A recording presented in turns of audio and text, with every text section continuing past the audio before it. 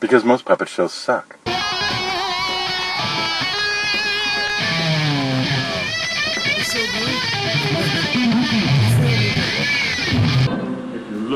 Not this one. Kids love it. Baby boomers love it. It's unique entertainment for everybody. Looking for trouble? Just look right in my face.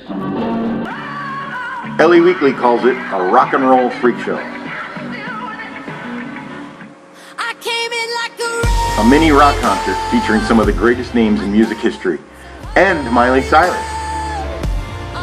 Plus, if you act now, no Lady Gaga. Focus shows from 5 to 30 minutes or set me up in a corner for atmosphere.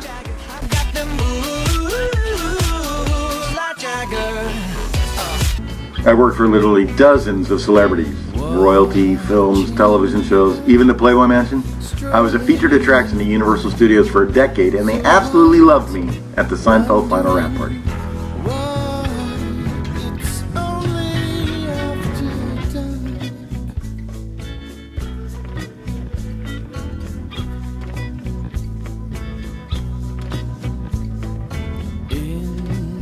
Custom puppets created for your guest of honor makes an unforgettable gift.